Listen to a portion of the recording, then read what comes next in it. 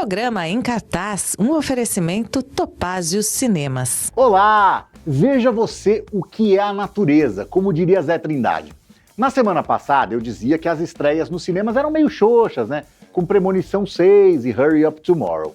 Aí chega essa semana agora e tome Missão Impossível, que até ganhou várias sessões de pré-estreia. E tome Lilo e Stitch.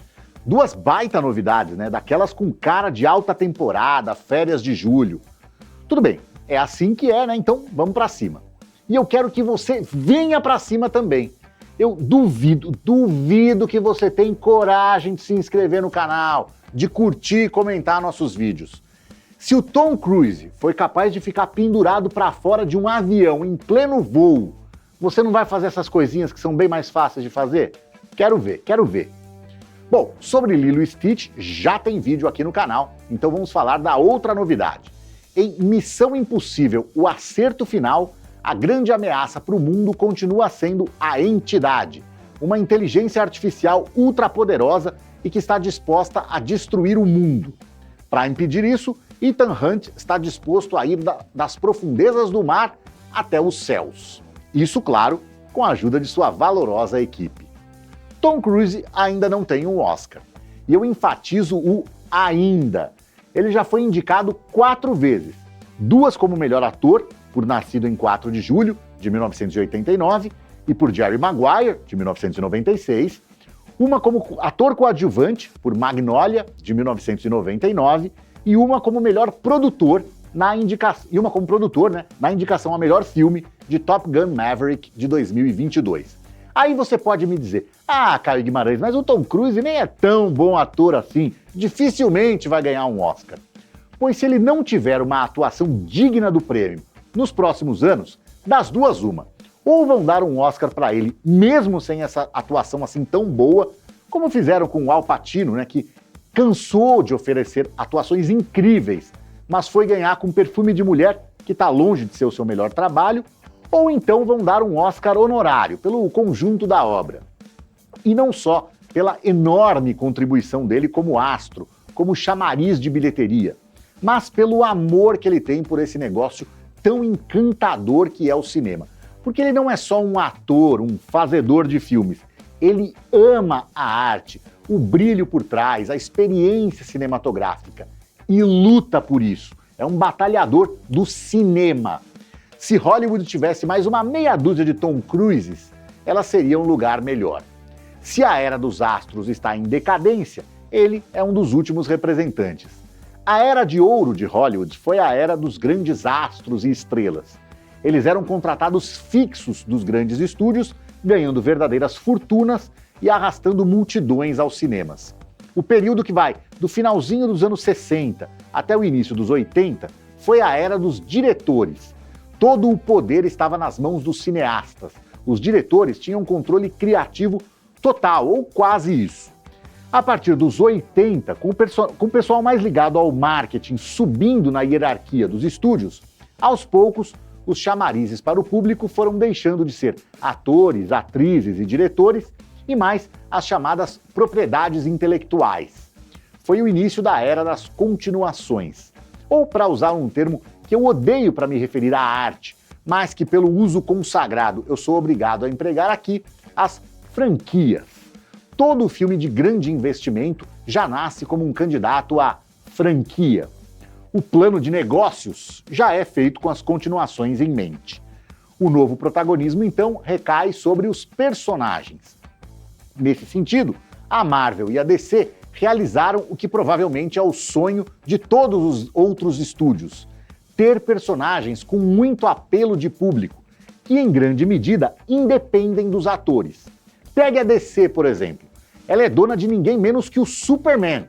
Agora, em julho, tem filme novo do herói, que vai ser interpretado pelo David Corenswet. David quem? Corenswet. Sabe o David Corenswet?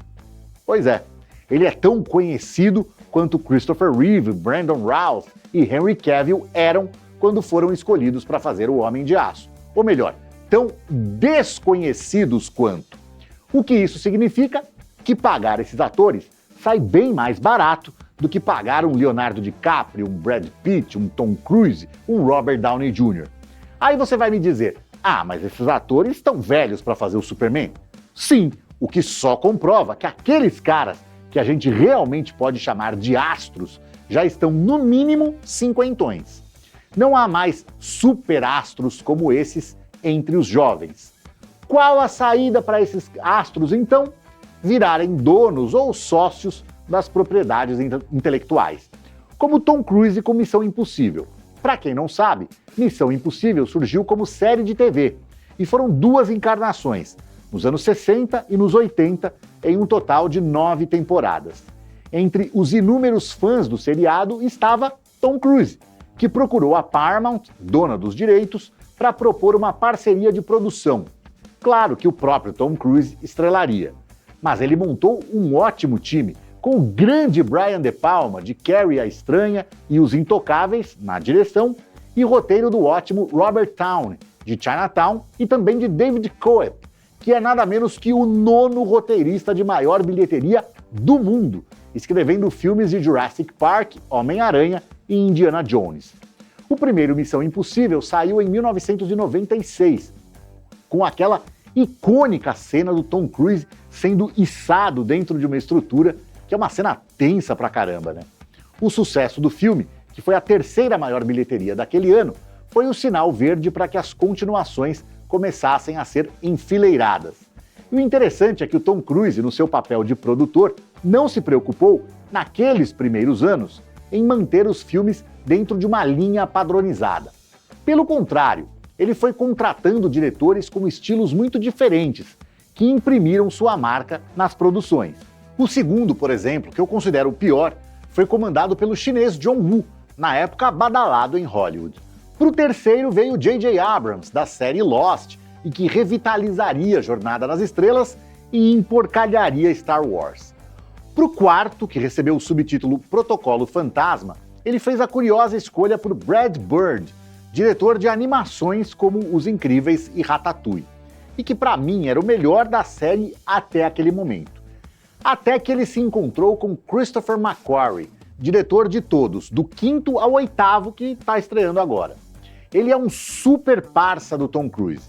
Desde 2008, quando eles trabalharam juntos pela primeira vez em Operação Valkyria, o McQuarrie se envolveu em 12 filmes, seja como roteirista, diretor ou produtor. Desses 12, 10 são com o Tom Cruise.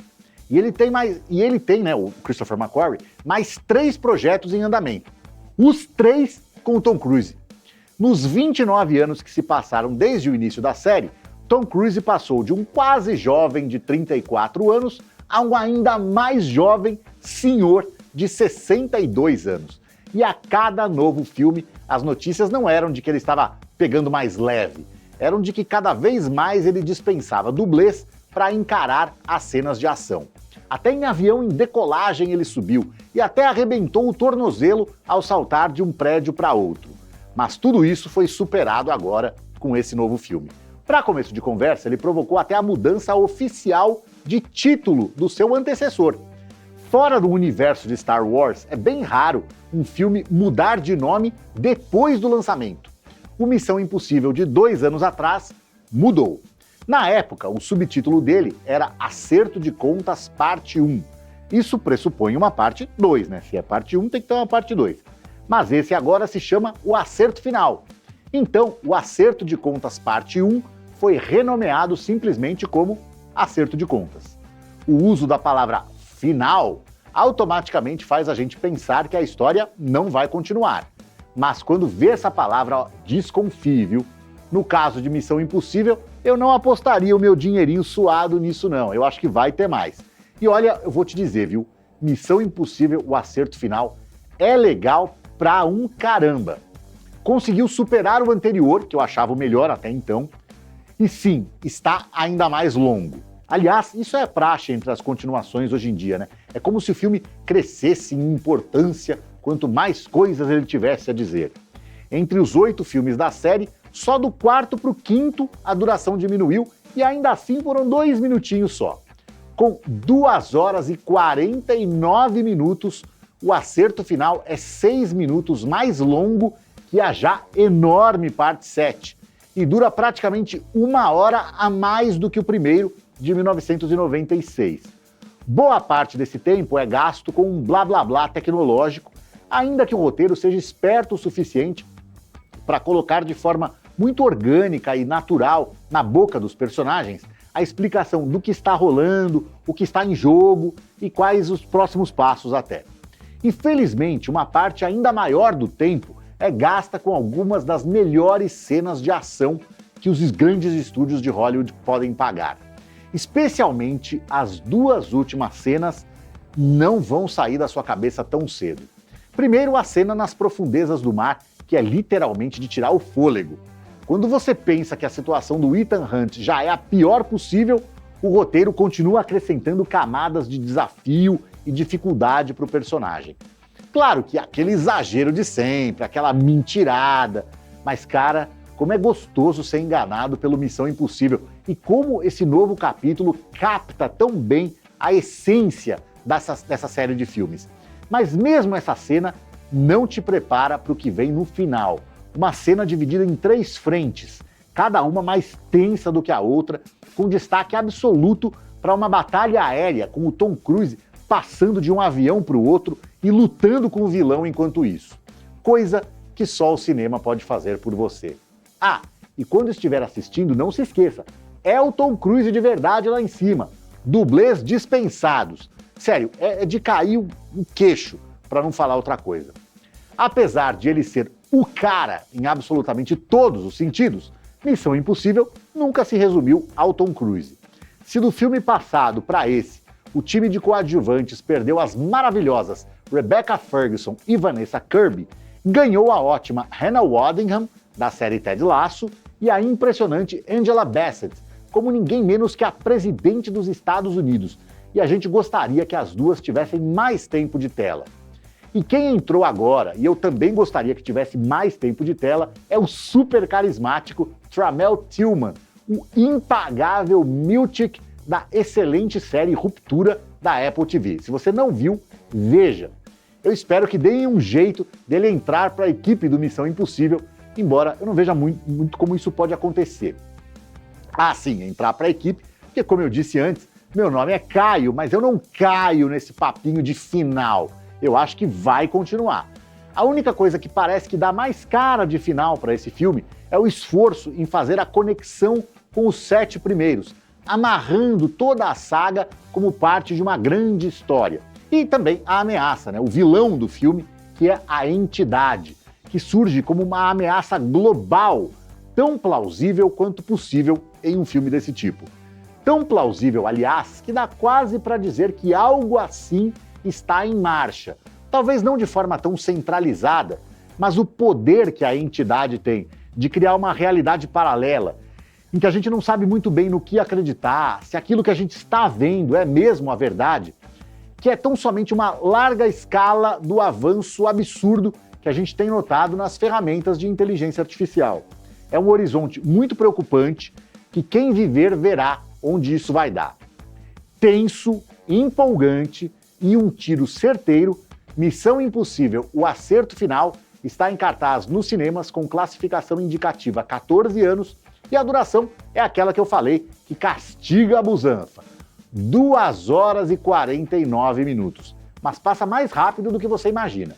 E aliás, esse em cartaz também já está mais longo que o normal, então, tchau!